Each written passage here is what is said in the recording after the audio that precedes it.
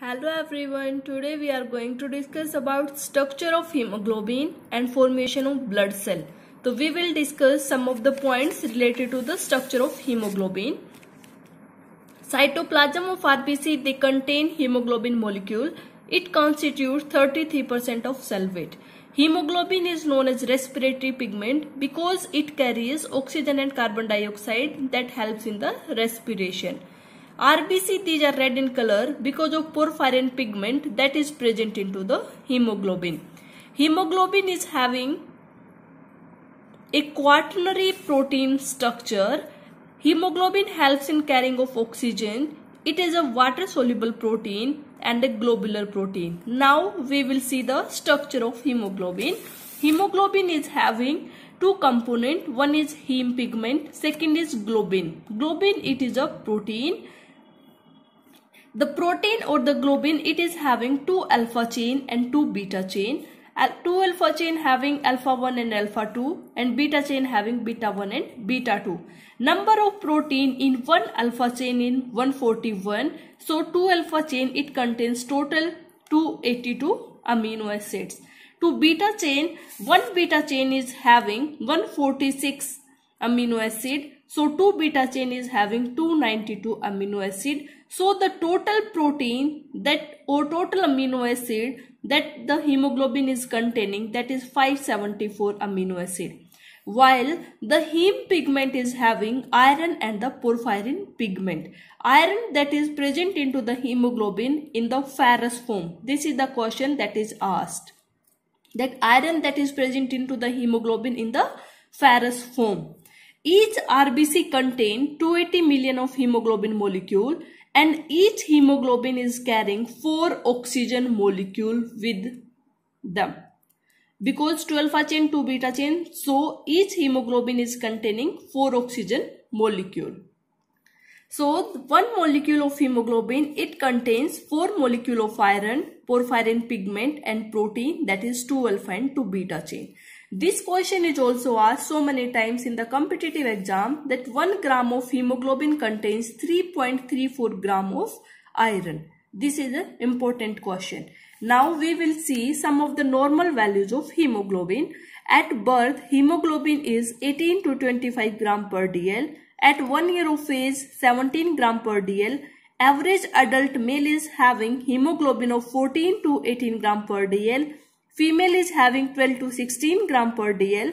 The lifespan of RBC is 120 days.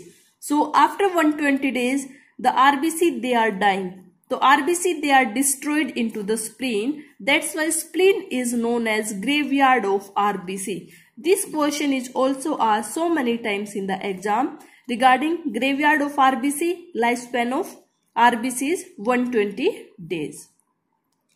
When destruction of hemoglobin occurs into the spleen, so hemoglobin, it is divided into two components. One is heme, second is globin. Heme, it is having iron content and it is breakdown while destruction into the biliverdin. Biliverdin, it is formed by porphyrin pigment. It is a first bile pigment. When the destruction of hemoglobin takes place, the first bile pigment, that is biliverdin, and it is green in color. This biliverdin, it is changed into bilirubin. Bilirubin, it is yellow color pigment. When this bilirubin combines with the protein, for example albumin, it is forming free bilirubin or unconjugated bilirubin. This bilirubin combined with the protein or this free bilirubin, it enters into the liver and remove the protein. This protein is removed after entering into the liver and is attached with glucouronic acid. When it is attached with glucouronic acid, the bilirubin is become water soluble or conjugated bilirubin. Through the bile, this bilirubin is entered into the intestine and it is converted into urobilinogen by the bacterial action into the intestine. This urobilinogen, it is coming through the urine in the form of urobilin. So that's why we are calling that the urine is light yellow in color because of presence of urobilin. some of the bilirubin, it is excreted through the fecal matter. So in the fecal matter, we will call bilirubin as stercobilin.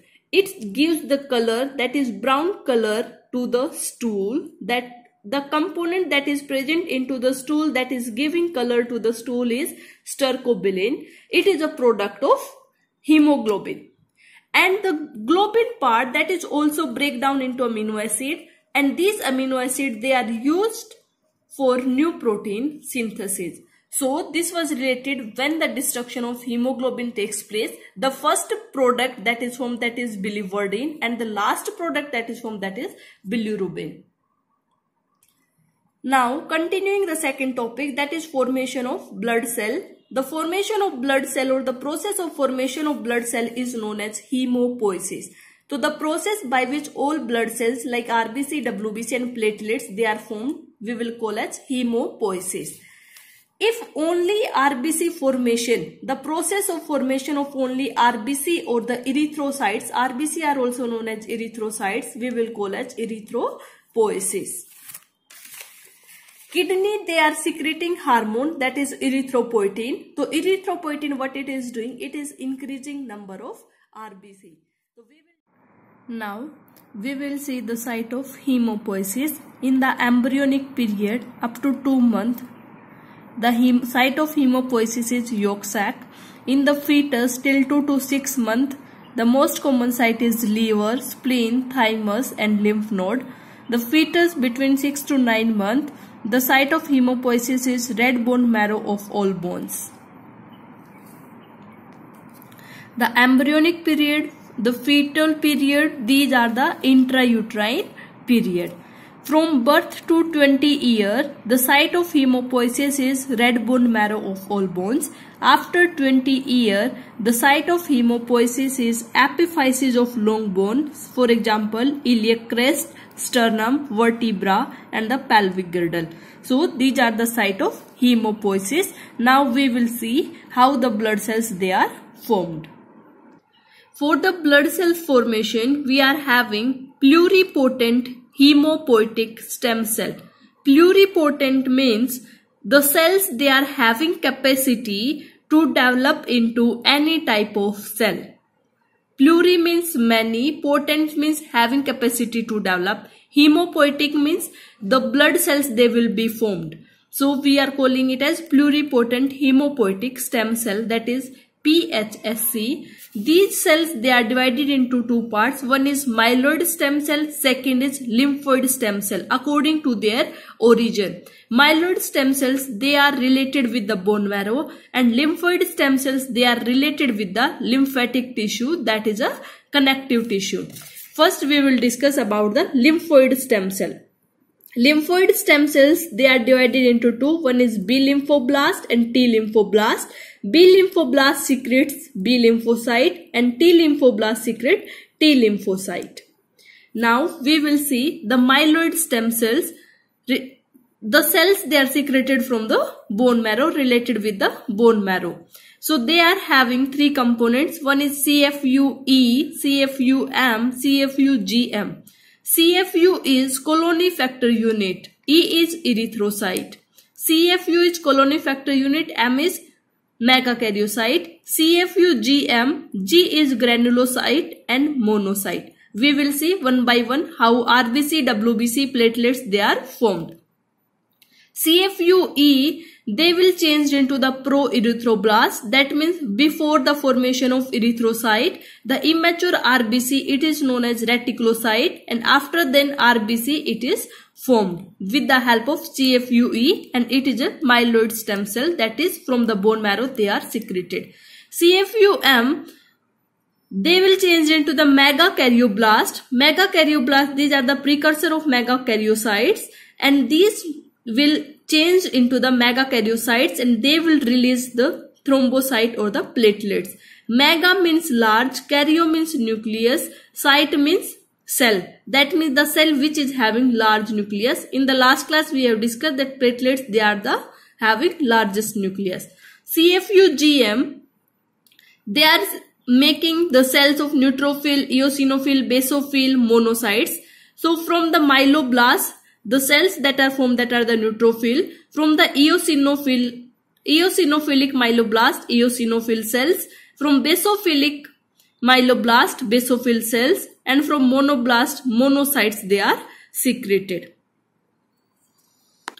There is some note that is CFU is cloniformic unit, E is erythrocyte, GM is granulocyte, monocyte, M is megakaryocyte. Reticulocytes, these are the immature RBC. Megakaryoblast, these are the precursor of megakaryocyte. Myeloblast, these are the immature WBC that are formed into the bone marrow.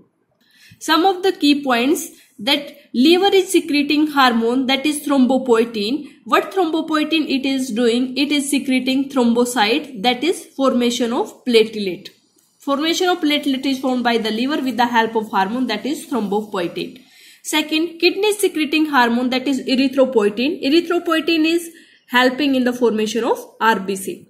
Cytokinins, they are produced by the bone marrow cells. These bone marrow cells or these cytokinins, what they are doing, they are helpful in regulation of WBC. In cytokinins, we are having interleukin, interferon, and the tumor necrosis factor.